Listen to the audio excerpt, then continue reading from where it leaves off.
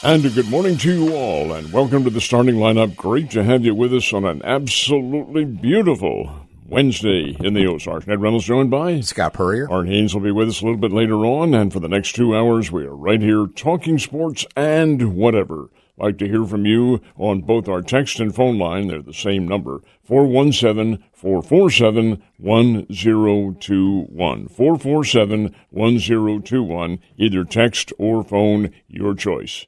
Starting lineup brought to you by Play It Again Sports, Fremont Shopping Center, Battlefield in Fremont, Springfield. Hey, whatever you need, folks, it's right there at Play It Again Sports. Trade-ins, you get it, uniforms, all the sports equipment you could possibly want right there at Play It Again Sports.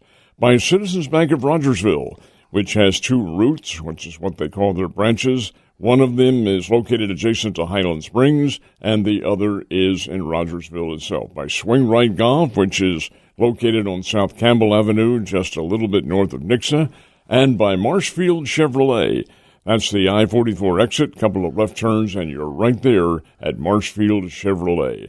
Big week. We've got the NBA draft, which opened last night, continues tonight, and a lot going on. Fire away. What do we have? Yeah, here's our lineup for today. Scott Hovis, the executive director of the Missouri Golf Association, joining us at 7:30. It's a Missouri State Amateur Week around the state, and they are in the Kansas City area at Milburn Country Club. Got underway with their first round of stroke play yesterday. Of course, their format is always 2 days of stroke play and then match play the rest of the way there. So we'll talk to Scott Hovis about this year's field, some of the local guys down here who are playing in it, and we'll talk more MGA events for the rest of the summer as well at 7:30. 8 o'clock, Dave Gorin, who's the executive director of the National Sports Media Association, going to join us. He will be the MC host of an event coming up early next week where Sir Arthur Haynes of our staff here is going to be honored as the Missouri Broadcaster of the Year for 2025.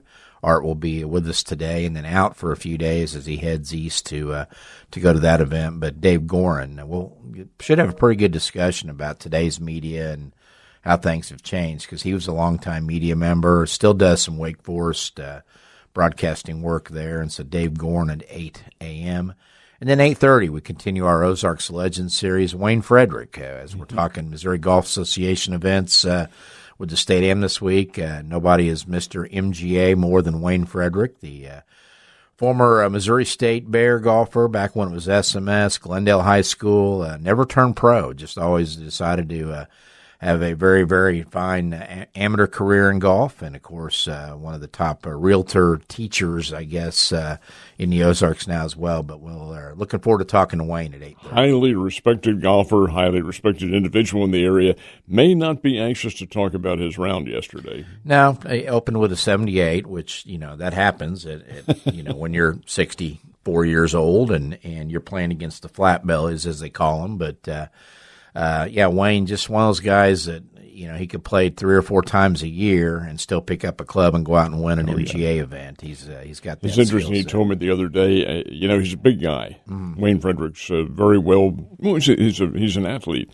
But he said, I just don't hit it as far as these young kids do. And I said, boy, Wayne, I just can't believe that, as big as you are. And he said, no, it's pretty evident now. That Well, and it happens there, which is why you get to move up tee boxes when you get older. Exactly. That there's a reason that if you want to compete with those 30-somethings and 20-somethings that are invading your golf course, you need a little bit of a I guess, make-up cushion or advantage there, and you get to move up tees. And, of course, Wayne probably still doesn't move up tees.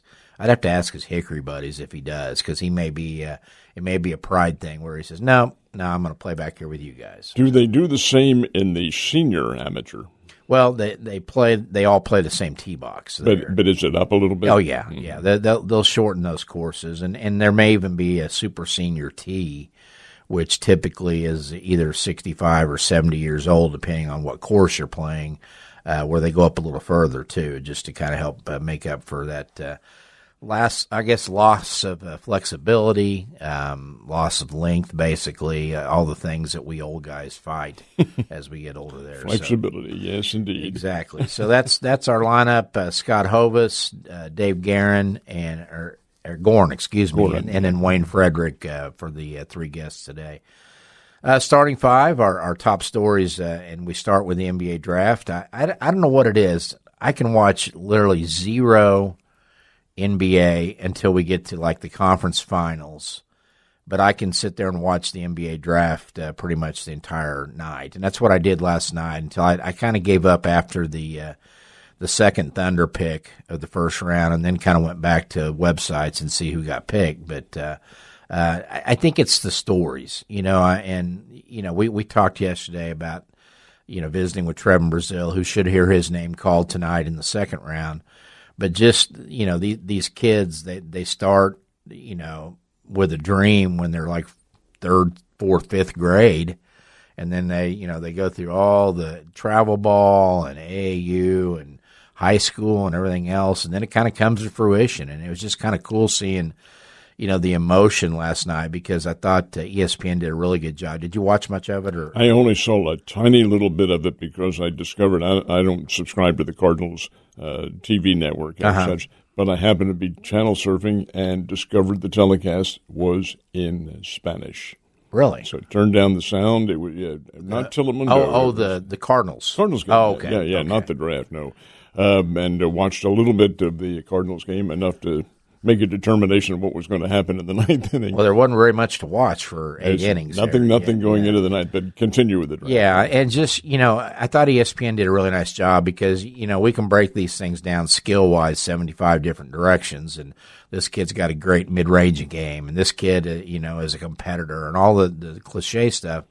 But till you see them sit there with their mom and dad, and even the kids in tears, it's almost like it's happiness, but it's a burden relief too, that, hey, we're finally there and we're here, and then they're going to make real money now. And of course, in college basketball now you make real money because of NIL if you're that level. but just, some of the stories, and there was the first player ever drafted out of Mexico.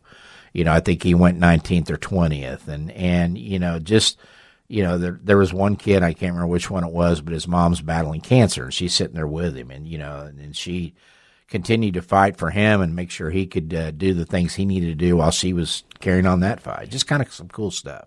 Is there a cap for the rookies who were drafted in the NFL, in the NBA? I think there is, in terms of what they can make. Yeah, $4 million or something. Yeah, and I think it's scaled by where you're picked. Correct. That type of deal and stuff. But the big winner last night was Link Academy down in Branson. I saw an interesting graphic that players drafted last night. Arizona had 2, UConn had 2, Houston had 2, Michigan had 3, Link Academy had 4. So, you throw all those names around, and of course, Link Academy is the elite high school basketball program just 30 minutes down the road, and they had 4 kids hear their name called. This is Cameron Carr, who you're talking about, who has certainly a local connection to his dad, was assistant coach. Is his dad still over at Drury? No, I think so. Yeah, I think he's not in athletics, so I think last I knew he was over in admissions over there. But LeBaron Filan was their first, and I'm having a little problem figuring this out because some places said Morez Johnson Jr., the Michigan kid, was a Link product, but Link put out a graphic, and he wasn't listed in their graphic. So I don't know what the story is there, but they had 4 go, and it was interesting that they all went in a bunch, 22, 24, 26, and 27th picks in the first round. Of course, it was all first round last night. But LeBaron Filan, the Alabama star, it goes to the Sixers at number 22. Cameron Carr, drafted by the Knicks at 24, but was immediately traded to the Lakers, which the NBA draft, it's kind of rolling along and everybody's picking where they're supposed to pick. And then all of a sudden you get in about the middle of it and so-and-so's drafting this guy for that team and shipping him off immediately. And why don't they just trade for the pick and announce it themselves? I don't know why that didn't happen. But Cam Carr goes to the Lakers after being drafted by the Knicks at number 24. Terrace Reed Jr., the UConn big guy, taken by the Nuggets at number 26, and then traded immediately to the Spurs. And then at number 27, Chris Senick Jr., the Houston standout as a freshman this last year, taken by the Celtics. So 4 Link Academy guys go. And again, Trevin Brazil, the Arkansas product, Kickapoo and Parkview high school player here in town, expected to hear his name probably in that 40 range I've seen on most of the you think mocks. it'd be that low? In that 30 to 40. Malik Thomas, also the Arkansas standout as a freshman, could go really early in tonight's picks. And there's one more Link guy, I guess, or former Link product, Felix Okpara of Tennessee, 6'11" kid, could hear his name called tonight too. So, by the way, and I missed this back when it happened, but Link has another new coach in basketball. Chad Myers left last month. Chad went to Vanderbilt as their director of recruiting. Go figure. Really? Yeah. And, Michael Peck is the new Link basketball coach. And I saw on social media where Link signed Michael Peck to a 3-year contract. It's the first 3-year contract they've had. Was he an assistant down there? No, he's been a college assistant. And if you dive into his bio, he was actually a video coordinator for Charlie Spoonhour at UNLV. Really? Yeah. Well, Jay obviously knows him then. Yeah. So Michael Peck is the new Link coach. He comes directly to Link from Detroit Mercy, where he's an assistant. And then, as we mentioned, Chad Myers goes to Vandy. But Michael Peck has a son that's a sophomore, just finished his sophomore year, named Gavin, who is a heck of a guard down in Texas. 6'3" sophomore guard this past season. Had a 45-point game among his scoring efforts this year. So now, was that a public high school? It was what was it? I wrote it down. Bourne, Texas, Champion High School. Mm-hmm. And I don't know where Bourne is. We know Jason Bourne's from Nixa, if you drive by there. But so Michael Peck, former video coordinator for Spoon out at UNLV. He then became the highly successful head coach at Findlay Prep there in Henderson, just outside Vegas. They were one of those early powerhouses, back in the day. And then he started the college tour, UT San Antonio, Santa Clara, Detroit Mercy. And in between that, he was head coach of the NBA's D-League team in Idaho. Well, we need to get him on because he'll obviously have some great stories about Spoon to tell him. Oh, yeah, absolutely. And we'll make an effort there and reach out to their people to see if we can get him on tomorrow to talk about that. But so big night for Link Academy. You didn't mention Acuff. No, he's getting ready to do that. The top part of the draft went as expected. A.J. DeBonsa goes number 1 to the Wizards, who now will pair him with a re-signed Trey Young. Darren Peterson goes to Utah at number 2. Of course, the Kansas headache for most of this past year is one-and-done year. Did not get hurt walking up the stairs to go put his hat on, which was a relief for Utah fans. But Darren Peterson goes 2. Cam Boozer of Duke goes 3 to Memphis. I was kind of surprised that Utah didn't go the safer route and take Cam Boozer because his dad, Carlos, is in their front office. Exactly. And maybe that's why they didn't take him. Well, yeah, I just think, with Peterson and what you saw this year, maybe it was all related to what he was taking. Was it creatine they were saying was messing up his body balance and he kept cramping up and all that? But, man, Boozer's good. And Boozer's just a good, solid, you know what you're going to get from him. So that was not really a shock because you kind of thought it'd go either or there. And a great story on Cam Boozer and this month. It's a monthly issue now at Sports Illustrated. He's on the cover. He is the color athlete on this month's Sports Illustrated magazine, and a terrific story about his background. His dad played against the Bears, of course, back in 1999. So, indeed, he is a fine player. I did not know Sports Illustrated even still printed a magazine. They go once a month. Once a month? Wow. And charge you out the backside. Yeah, kind of like the $3 USA Today that's 4 pages now. Caleb Brown goes 4 to the Bulls at just a steal there with a guy that they think is going to be really, really good.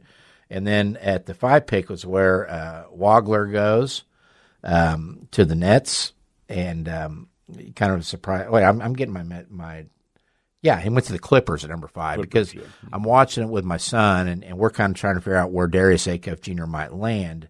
It's Caleb Wilson. That's where I got it mixed up on that to the number 4 pick. But Wagler goes, the Illinois standout out of the Kansas City area, goes to the Clippers.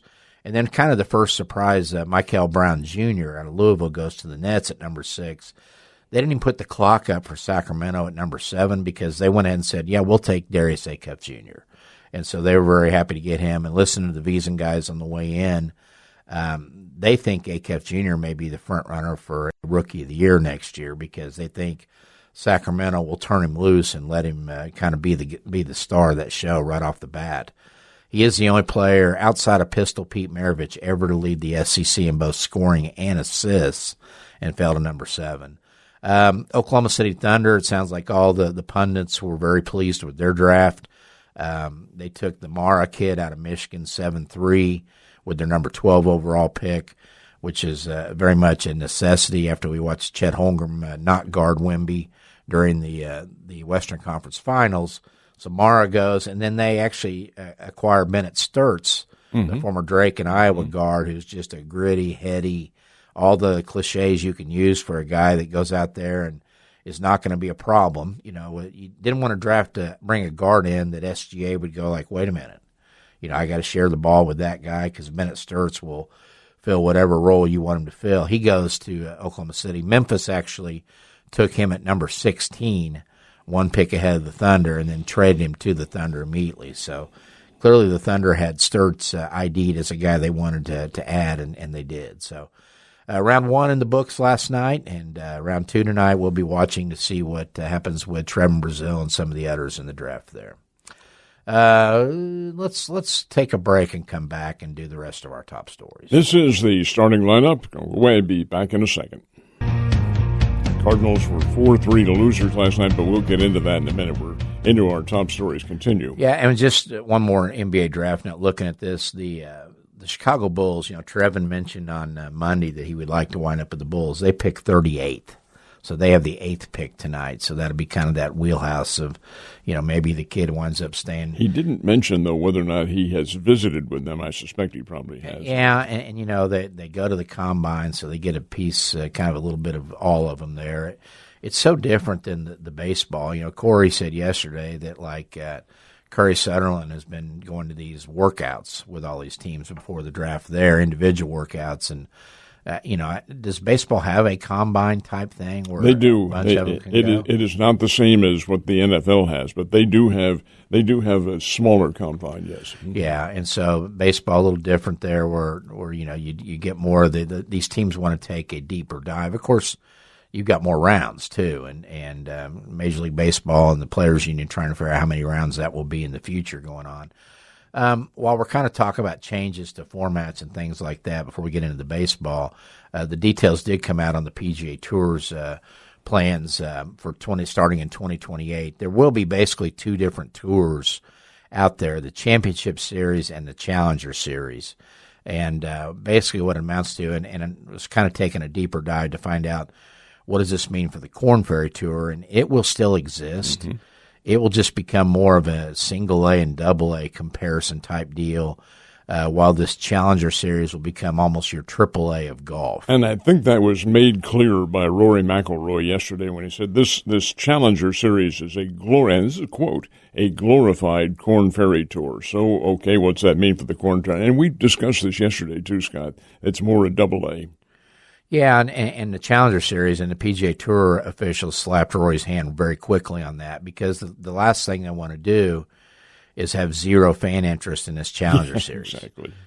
Because when you look at it now and they're all one tour, they all get treated like, from an attention standpoint from the tour at an equal level, because they want the John Deere Classic to still have attendance and have viewers just like the TPC or whatever.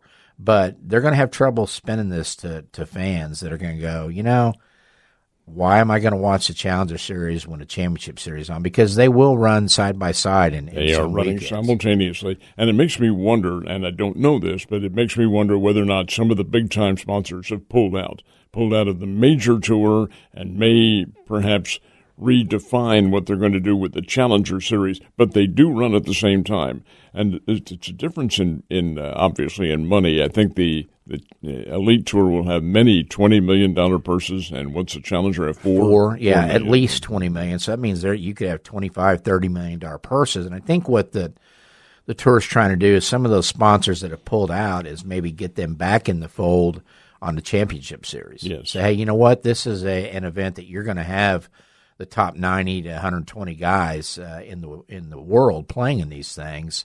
Why don't you write us a big check and we'll put your name on it? Because they're looking at big markets now to go into, because I think about 10 to 15 of the events are going to be set by current sites, and then they'll go look in some of the major markets and try to put in new events. I think the red flag for the PGA came up when the Champions Tour, that's the very first event that's played in Maui, was canceled this year. They didn't play it at all, and no plans for it. And now the other one in Honolulu has been canceled, and Farmers Insurance pulled out of the one in La Jolla, California. So, hey, wait a minute, guys. We better take some measures here. Well, and one of those was related to drought. I think the course, they just couldn't get it back. Correct. But they canceled the thing permanently, though. Yeah, and part of that, too, is a lot of those guys were just starting their season in February. So you look at the dates on this championship series, it will run February through August. So January was always kind of a hit or miss, and then, you got to the Pebble Beach, and that's kind of when guys started kind of coming out the first weekend of February and saying, okay, I'm ready to play the tour. Well, now those will be the events that start the championship series, and I imagine you'll see the Challenger Series maybe start a little earlier to get the season going in January. They would have to, of course, start down south or in some places tropical. I did notice that one of the options they have is, starting in 2028, is to take the championship round, the final round of the final four that they have, move it from East Lake. They've had it in East Lake every year, and they are thinking about moving it now. And rotating it, too. I think, it'll be in different markets. And then there'll be a match play component added at the end of the season, too. And the PGA Tour commissioner was talking about professional golf is the only sport that people actually tune out when they get to the end of the season, when they're in their championship series. And, of course, here you fight football. The college and NFL seasons are gearing up in August for the September run, and that's kind of when the PGA Tours had all their big money, FedEx, things like that, including one in St. Louis. I'm actually going up for That's the one at Belle Reve. At Belle Reve, yeah. That's the last one prior to East Lake. Yeah, it is, yeah. And so my son got some tickets for us for Christmas, and so we're going to go up for a couple of days and watch that in August. But we're right in the middle of the NFL week 3 of the exhibition season or preseason, and college football is a week out from starting. Golf kind of goes to the background there, and I think that's part of why they got the PGA Championship out of August was, people just didn't really care as much. So maybe this will add a little bit more spice to it. That tournament up at Belle Reve is BMW. Is that what it'll be? I think so. Yeah. Are you going to do one from courtside, not courtside, but fairway side? Live report. Yeah, I'll have to do my golf voice. Here's Rory on the 17th, and we can whisper while we're talking. And then Roy can look over me and do the belly thing. Will you shut him up? Yeah, and then he'd look at me and do the belly thing with his hands. Yeah, yes, I have a belly too, Rory. Anyway, so that's more about the PGA Tour. And next time we have Bill Oakley on, we'll have Bill kind of go in depth and explain to us the kind of the underlying reasons for this and what they're trying to accomplish. Bill was a 25, 30-year veteran of the PGA Tour administration there, so he'll have the answers on that. Baseball, Cardinals and Diamondbacks, as Ned talked about, scoreless going into the 9th, and then all hell breaks loose in the 9th.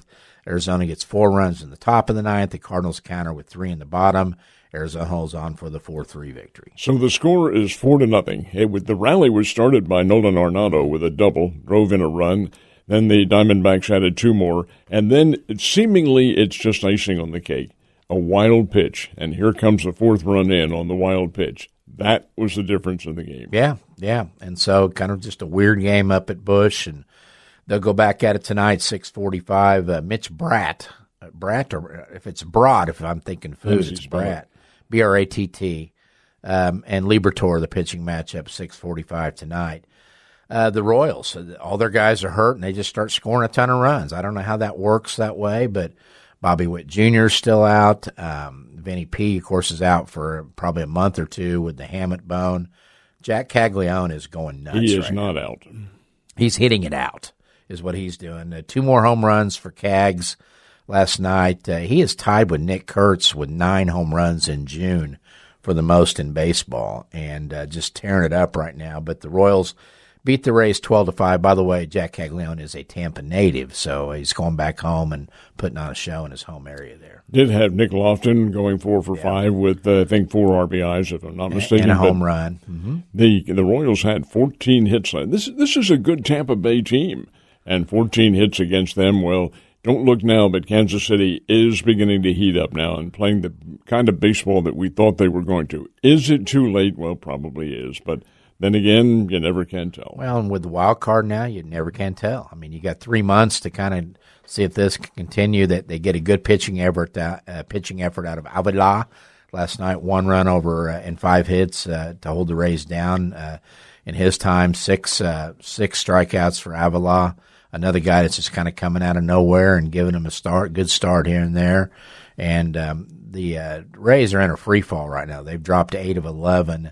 They're now 3 back of the Yankees in the AL East. And, of course, the Rays were the surprise of pretty much the AL in terms of April and May when leading that division. Yeah, don't count them out yet, though. Yeah. They're still a pretty good team. They don't have the star power. Big name. They got Junior Caminero and then a bunch of guys, and their pitching is pretty much just a bunch of guys.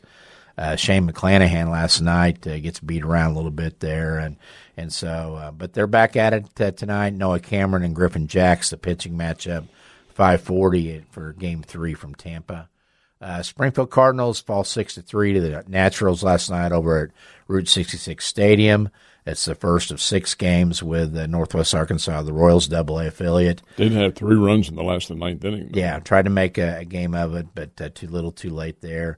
6 games in that series off Monday, and then 6 more at home next week when Arkansas comes to town.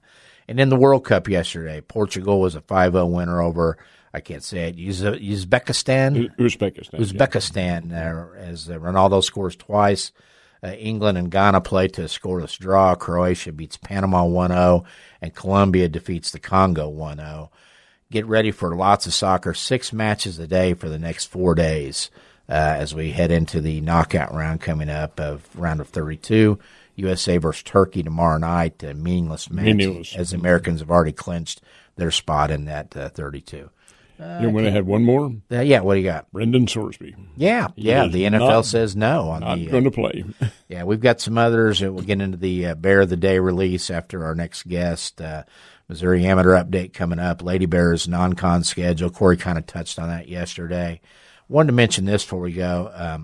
Our thoughts and recovery prayers with Matt Miller, the Joplin native, ESPN's draft analyst. He's a kid that we've talked about, kind of climbed from a student at Missouri Southern into the premier draft guy on ESPN. He was in a serious car wreck last week, had to be airlifted. It was down in Oronogo, that area just outside Joplin, and had to be airlifted to Mercy. And part of his injuries, multiple fractures, but they had to amputate his left arm as part of that too. So, hoping a speedy recovery. He put a message out on Twitter yesterday that he fully expects to be back and doing his NFL analyst job for ESPN on the draft by next draft season. So good luck to Matt and his recovery there. Do we take time out? Yep. All right, time out on the starting lineup. Be right back. And we thank you very much for being with us on the starting lineup, which is brought to you by Played Against Sports, by Swing Right Golf, by Marshfield Chevrolet, and by Citizens Bank of Rogersville. Ned Reynolds along with Scott Purrier. And a special guest. And I just hate talking golf on here during the summer. It's just something you got to pull teeth out of me to get me to talk about it. We're joking, but this is always one of my favorite times of the year to touch base with Scott Hovis and the Missouri Golf Association because it's MGA State Amateur Week there in the Kansas City area at Milburn Country Club. And you are looking live from Milburn Country Club with Scott Hovis this morning. Scott, good morning.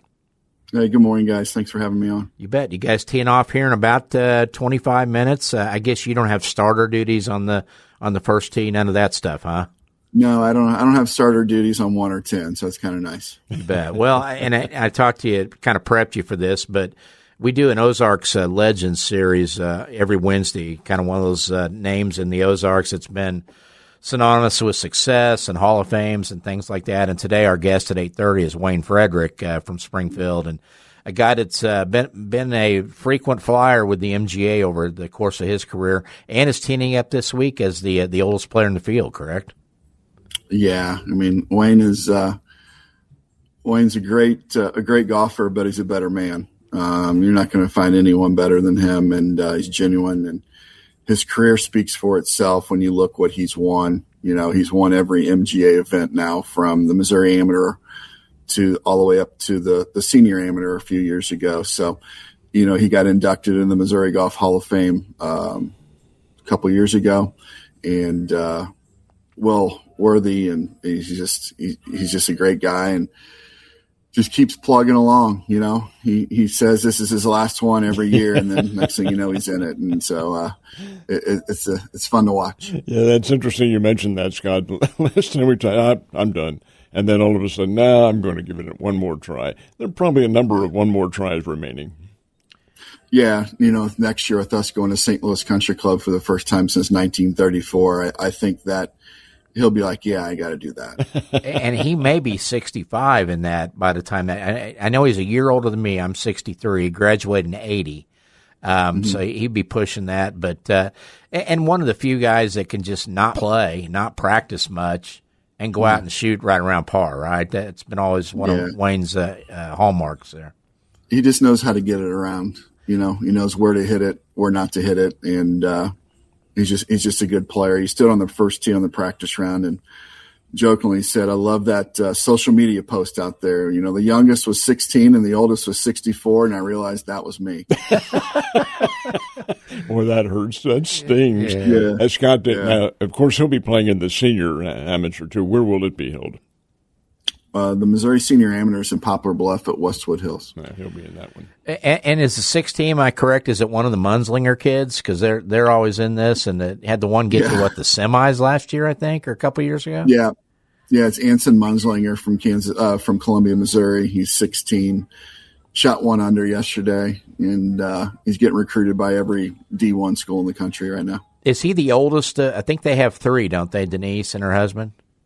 They do. Denise and Mark have 3, and he is the oldest. And are we looking at a kid that's got a chance to be that highest level of golf someday down the road on the PGA Tour? We are. He's got all the intangibles that you want, and when you've got every SEC school in the country wanting you to be on their college golf team at the age of 16, they don't miss very often. No, and in this day of NIL, I'd be sitting there going, "Hey, what are we talking here?" Yeah, because he'll get a good deal out of it nonetheless. But this week, State Amateur at Milburn, as we mentioned, first round of stroke play in the books. Got a bunch of guys tied at 3 under for the top of the leaderboard. Is it top 64 after today? Move on to match play still? Yeah, today is top 64, and we'll cut, and I'm sure we'll have a playoff. And then tomorrow we'll start matches, and here we go. Scott, if it does come to a playoff, and as you indicated, that's a probability, how will that work? Do they all play the same hole, or do you have to apportion them out? No, we'll figure out how many we have. It could be 5 players for 3 spots, and or it could be 9 players for 8 spots, or it could be 9 players for 1 spot. And we'll all go to probably start on 18, and everybody will play the hole, we'll stop, see who made it, and then we'll refigure, and if we got to keep going, we'll find another hole. It could take 1 hole, it could take 7 holes. It all depends. Scott, talk about the process of determining host sites, and tell us a little bit about Milburn. This is the 6th time they've hosted. There aren't a lot of clubs out there, especially at the middle to higher end, that really the members want to give up their course for a week. But there are those that do, and Milburn obviously is one of those that welcomes you guys with open arms.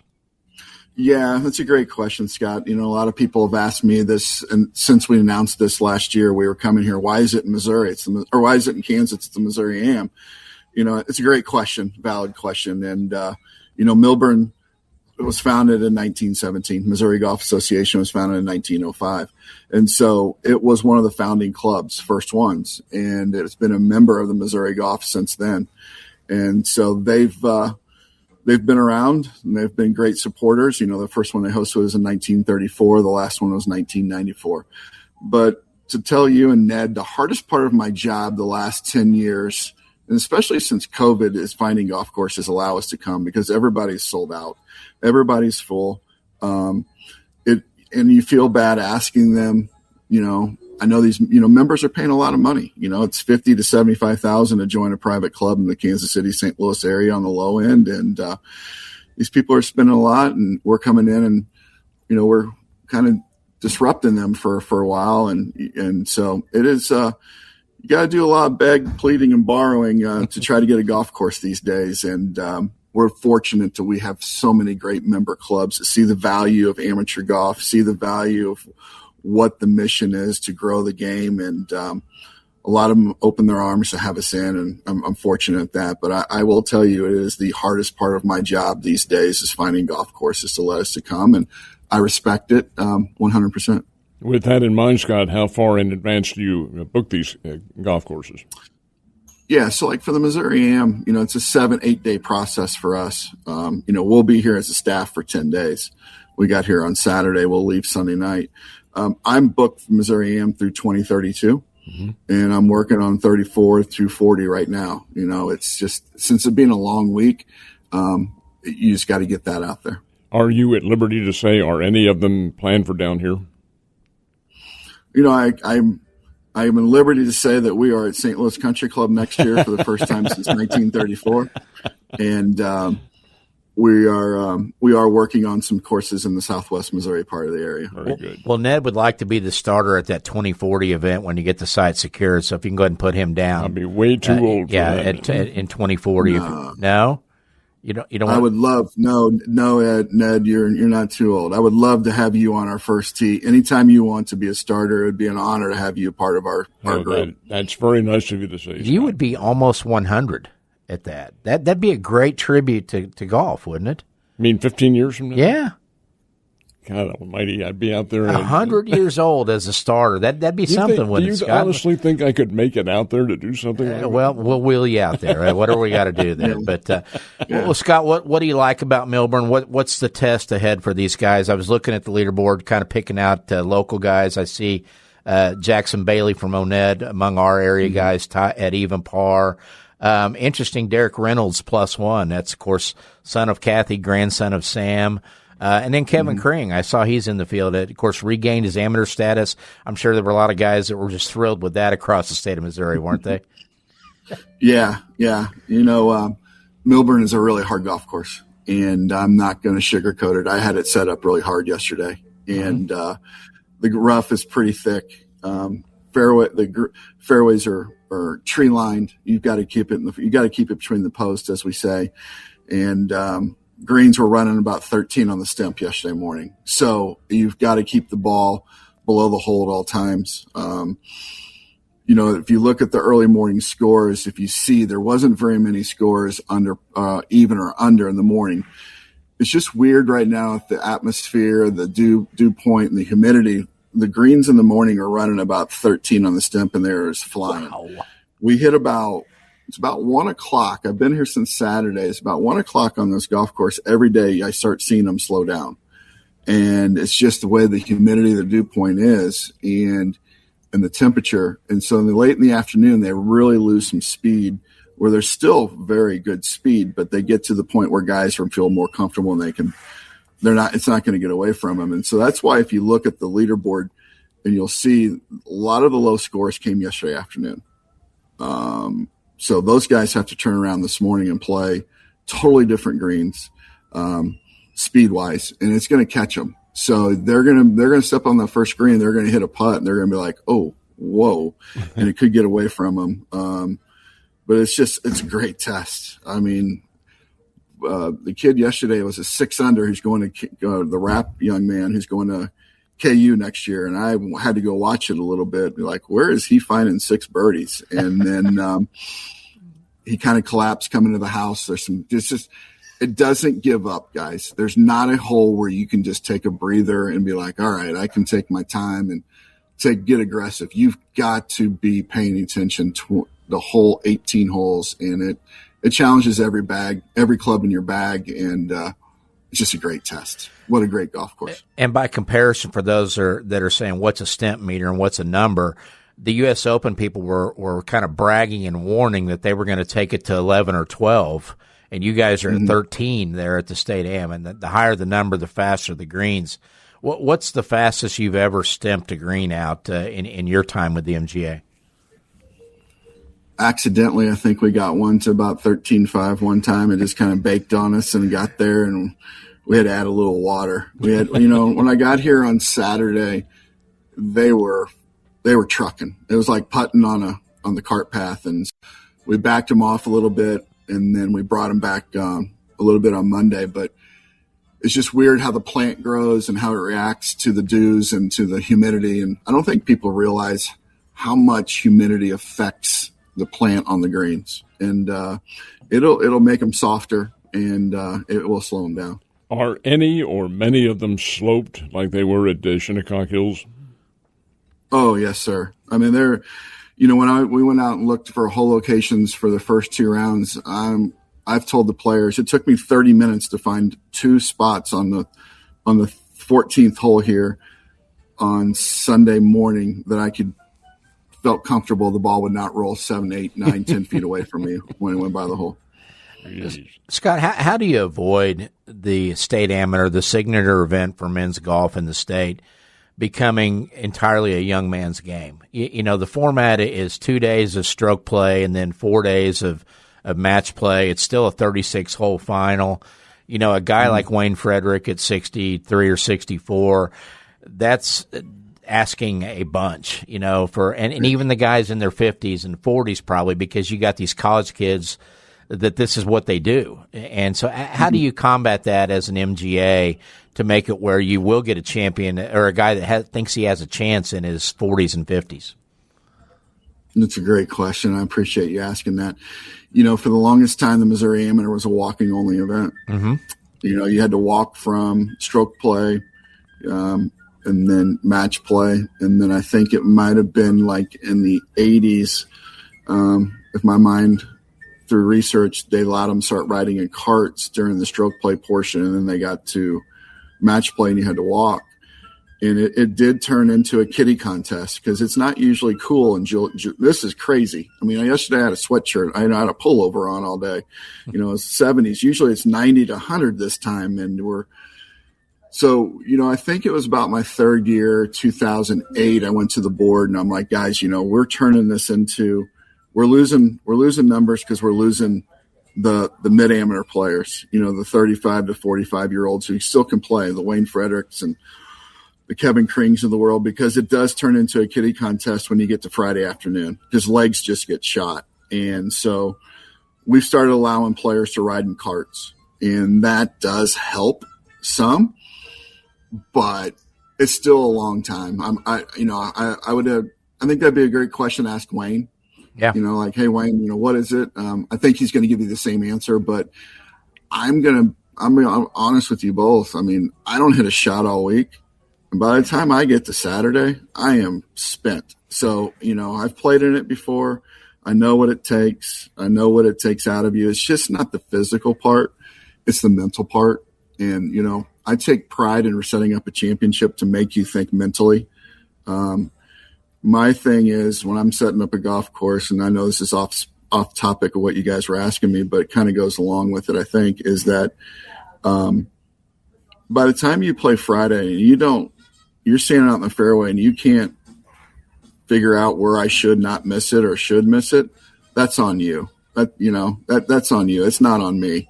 So I want to mentally challenge these guys each day and make sure that I test every club in their body when I go set up a golf course. Has it succeeded in expediting play? It has. We're seeing that's got to be a help. The kids are getting younger and hitting it further. The Missouri M qualifier back in 2005 when I took over, across the board, you shot 76 to 77 in a qualifier, you got in. Now, guys, you look at our qualifiers, and if you're not around even par or 2 over, you're not getting in. So it just tells you the caliber of golfers and how much they're getting better and how much they're taking better of their shape and of their bodies. And we have a deal with Bushnell this week, so everybody on the range, we have 8 of those launch monitors set down there, and these kids are bringing their own. They don't even need them. They're seeing the ball spin. They're seeing how far they go, and so it's just incredible. Scott, we know you got work to do before we let you go. I noticed the Missouri Women's Amateur was last week in Columbia at Columbia Country Club. It's a new world now. Reagan Zabilski no longer around to terrorize the women as she started her pro career. Paige Bowman finishing a tie for 5th, but it looked like you had a very balanced tournament with the women's side there, no runaway. When did they please correct me if I'm wrong, but didn't they kind of do their own thing, and did the MGA start running the women's amateur at some point? Yeah, so it was about 6 years ago. We took over the Missouri Women's Golf Association. Okay. They merged with us, and now they're fully under our umbrella. And so their boards disband. We've added women to our Missouri Golf Board, so we have men and women together, and how it should be. And so we're running all women's events, and it's Missouri Golf, and it's for everybody, no matter what. And it's been a great thing for us. Are you guys down here anymore this summer? You got events coming up on either side?